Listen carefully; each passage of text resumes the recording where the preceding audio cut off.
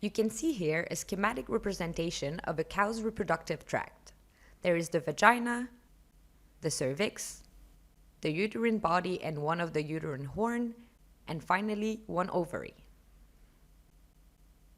As you know, cows ovulate spontaneously at the end of the estrous cycle.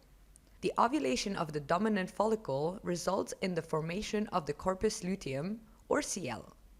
The development of the CL and its ability to release progesterone rely on the development of blood vessels.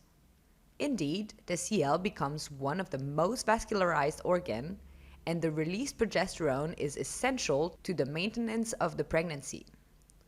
For example, when an insemination is done during estrus,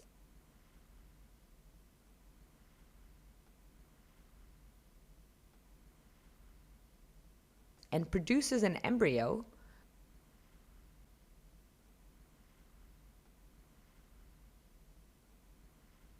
this embryo produces interferon tau, which prevents the expression of estrogen and oxytocin receptors in the endometrium. Ultimately, these changes prevent the uterine release of prostaglandin F2 alpha and the luteolysis. The maintenance of the CL and its vascularization results in the maintenance of the pregnancy. On the contrary, if no embryo results from the insemination,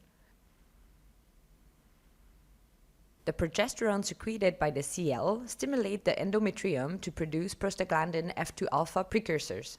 The sustained stimulation of the endometrium by progesterone eventually causes the diminution of progesterone receptors, followed by the increase of estrogen and oxytocin receptors.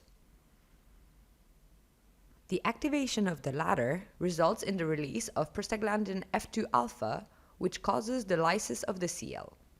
The vascular changes during the luteolysis are major. They include the hypertrophy and the fibrosis of arterioles, which reduces considerably the blood flow in the CL.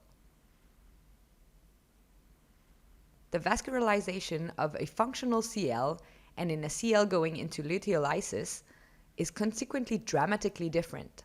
The Doppler ultrasound uses this difference to identify non-pregnant cows when the luteolysis happens, which is around 21 days after insemination. To visualize the moment at which the Doppler ultrasound can be used, here is a timeline of the changes in the reproductive tract of a pregnant and a non-pregnant cow. After the ovulation, the follicle luteinizes and becomes a CL, in part due to the important angiogenesis. In non-pregnant cows, the continuous exposure to progesterone leads to the release of prostaglandin F2 alpha by the uterus at day 17 or 18 after the insemination. The luteolysis caused by the prostaglandins results in a major decrease in the CL vascularization.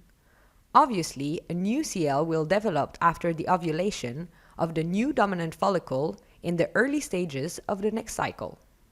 In pregnant cows, the secretion of interferon tau by the embryo prevents the prostaglandin release by the uterus, which results in the maintenance of the CL and the pregnancy.